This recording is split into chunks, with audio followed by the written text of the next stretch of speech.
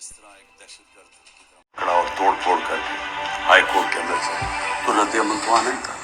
मैंने तो कभी रेड लाइन का नाम लिया ही नहीं, तो अपने हमारे कारकुन लेते थे, तो मुज़ाहरे चलते रहे। लेकिन ये और बात है कि दूसरी तरफ से रिस्पॉन्स कोई नहीं है। अफगानिस्तान की ख्वातीन खुद ही मेरे ख्याल में अपने राइट्स ले लेंगी। इंडिपेंडेंट उर्दू के नाजरीन को हारून रशीद का आदाब। आज हम बात करेंगे पाकिस्तान के मारूफ सीनियर सियासतदान और तहरीक इंसाफ के चेयरमैन इमरान खान साहब के साथ, और सारी मुल्क की जो सियासत है कुछ अरसे से इन्हीं के गिर्द घूम रही है। मेरा पहला सवाल यही है कि कुछ तासुर ऐसा बन रहा है कि आप इस वक्त एक तंग गली में बंद हुए हैं। देखिए, तंग गली में वो फंसता है पॉलिटिकल पार्टी या पॉलिटिकल लीडर जब उसकी वोट बैंक गिर जाता है, जब उसकी पब्लिक सपोर्ट ख़त्म हो जाती है। असल में तंग गली में इस वक्त पीडीएम है, क्योंकि वो मुसलसल जब से हमारी गली में इस वक्त पीडीएम है, क्योंकि वो मुसलसल जब से हमारी हुकूमत गई थी उसमें जितने भी बाई इलेक्शंस हुए हैं 37, उसमें से 30 हार चुके हैं। और इस वक्त के पूरी इस्टेब्लिशमेंट सपोर्ट कर रही है। उसके बावजूद इलेक्शन कमीशन के साथ, केयर टेकर गवर्नमेंट इनके साथ, मशीनरी इनके साथ गवर्नमेंट की, पुलिस का इस्तेमाल, पीटीआई के लोगों को जेलों में डाला हुआ है। 1000 अंदर, 10,000 से ज़्यादा अंदर हैं, बाकी अंडरग्राउंड है, फिर भी डर रहे हैं इलेक्शन से। वजह इसकी इनका वोट बैंक नीचे गिर गया। पीटीआई पाकिस्तान की अब सबसे बड़ी पार्टी है, सबसे बड़ा वोट बैंक है। तो या तो ये फैसला हो जाएगा कि पाकिस्तान में इलेक्शन नहीं होने, मार्शल लॉ लग गया, या होगा कि इलेक्शन होने हैं। जब भी इलेक्शन होंगे इंशाल्लाह पीटीआई जीतेगी। लेकिन आप जो एक पॉइंट एजेंडा, जब आपकी हुकूमत ख़त्म हुई तो अर्ली इलेक्शंस आप चाह रहे थे, लेकिन साल से ज़्यादा अरसा होने लगा है, आप भी उसमें कामयाब नज़र नहीं आ रहे। तो उसकी क्या वजह है? आपकी सियासत की कमज़ोरी थी, या आपकी अपनी शख्सियत का मसला है, या आपका बयानिया? इलेक्शंस तो पाकिस्तान की ज़रूरत थी और है, क्योंकि जब तक इलेक्शन नहीं होंगे पॉलिटिकल स्टेबिलिटी नहीं आएगी, इकॉनमी स्टेबलाइज नहीं करेगी। और इकॉनमी स्टेबलाइज ना की तो पाकिस्तान वैसे ही बैंकरप्सी की तरफ चला गया और डिफ़ॉल्ट की तरफ चला गया। और इसका इतने बड़े नुकसान आते हैं। और वैसे भी पाकिस्तानी कौम सबसे ज़्यादा अपनी तारीख की महंगाई में डूब रही है, तो और आगे तो होप ही नहीं नज़र आ रहा। तो उसका हल तो सिर्फ इलेक्शंस था। तो इलेक्शंस तो मैं पहले दिन अपने मुल्क के लिए मांग रहा था, लेकिन जब हमने अपनी असेंबलीज डिज़ोल्व की, पंजाब की और सिंध की, तो वो तो कॉन्स्टिट्यूशन कहती है कि 90 दिन में इलेक्शन होने थे, लेकिन गवर्नमेंट ने 90 दिन में इलेक्शन नहीं करवाए। और उसकी वजह, जबकि सुप्रीम कोर्ट ने भी ऑर्डर किया था 14 मई को, वजह उसकी ये है कि सब घबराए हुए इलेक्शन से। अच्छा, आप 9 मई के जो वाक़यात हुए उसकी इंक्वायरी चाह रहे हैं, लेकिन क्या पुरुमीद है पाकिस्तान में? कितनी इंक्वायरियाँ, कभी कोई नतीजे तक पहुँची? आपकी खुद हुकूमत में इंक्वायरियाँ काफ़ी हुई, लेकिन रिजल्ट कभी आवाम के सामने नहीं आया। देखिए, ये तो बड़ी आसान इंक्वायरी है। कई जगह जलाया गया, एक कोर कमांडर हाउस और एक रेडियो पाकिस्तान पेशावर, तो जिधर भी आग लगी मेरे ख्याल में 4-5 जगह पे लगी। तो ये कितना मुश्किल है। वहाँ सीसीटीवी कैमराज होते हैं, सेफ सिटी में ऊपर कैमराज होते हैं। ये कितना मुश्किल है पता चलाना कि किन्होंने ये जलाया था। तो इंक्वायरी तो बड़ी स्ट्रेट फॉरवर्ड है। लेकिन इसमें जो मुलविस अफराद थे, शुरू में जब इब्तिदा में ये वाक़यात हुए तो पीटीआई के रहनुमाओं ने कहा ये हमारे ही लोग हैं, गुस्सा है उनका, ये है वो है। लेकिन अब आप लोग अपने आप को डिसोसिएट कर रहे हैं, डिसऑन कर रहे हैं इन लोगों को जो इसके पीछे थे।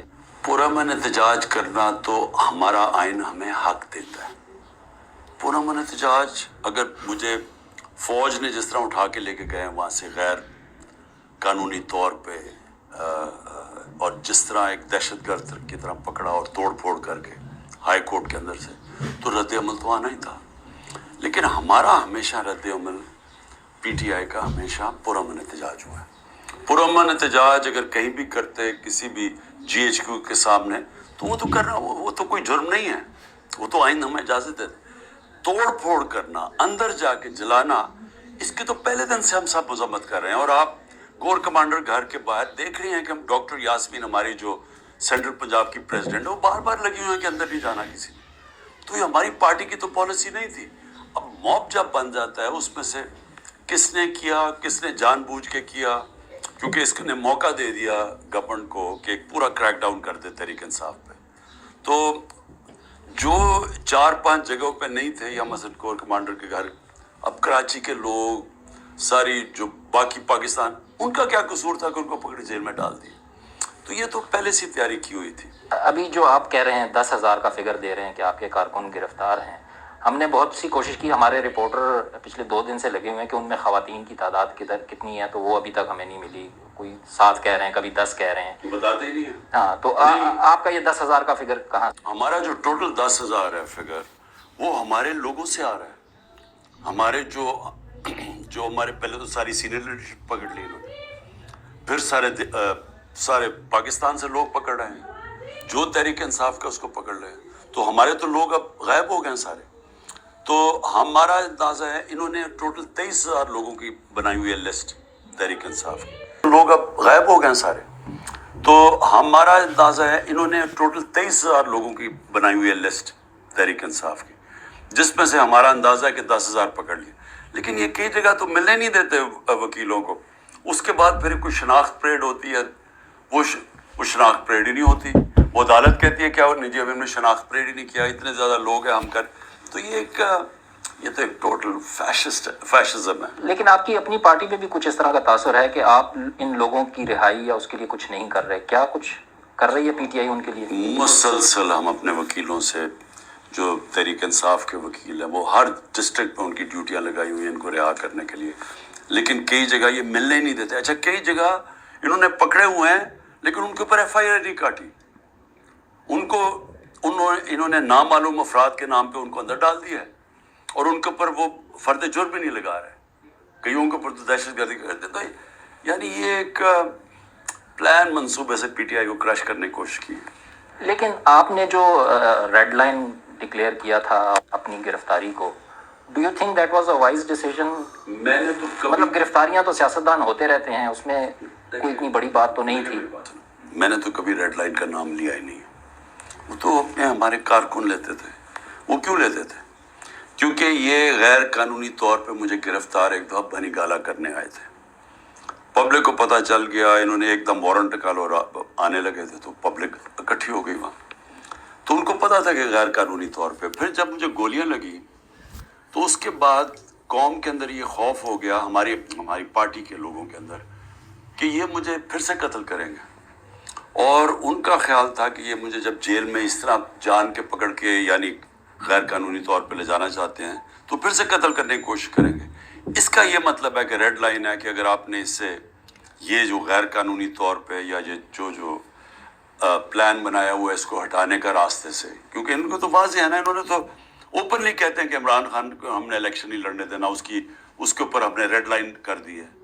تو اس لیے اس کے رد عمل میں بھی آتا ہے کہ ہماری ریڈ لائن ہے. یہ جو لیڈر اب ایک ایک کر کے آپ کے چھوڑ کے جا رہے ہیں, آپ سے ان کی کوئی بات ہوئی؟ کیا پس منظر کیا ہے, پیچھے دباؤ کس قسم کا ہے کہ چند دن جیل میں رہتے ہیں پھر آ جاتے ہیں؟ اور شدید دباؤ ہے. کس قسم؟ ہر قسم کے اوپر. کئیوں پہ زیادہ ڈالا انہوں نے, جنہوں نے آخر میں ہاتھ کھڑے کر دیے. کئیوں پہ اتنا زیادہ دباؤ نہیں تھا, لیکن وہ تھوڑے سے تھے. لیکن آپ یہ دیکھیں گے جو اتنے دباؤ کے باوجود, اب میں پنجاب کے ٹکٹ ہولڈرز کی بات کر رہا ہوں, اس میں سے تو چاند نے چھوڑے ہیں.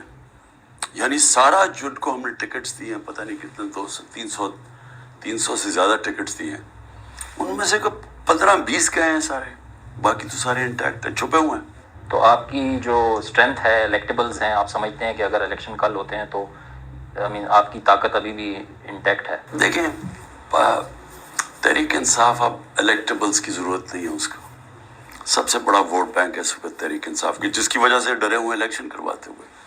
تو مجھے لوگوں کے آنے جانے سے پارٹی کو فرق نہیں پڑتا, جب اس کا ووٹ بینک اتنا بڑھ جائے جو ماشاءاللہ اس وقت تحریک انصاف کا ہے, تو اس سے ہمیں کوئی فرق نہیں پڑے گا.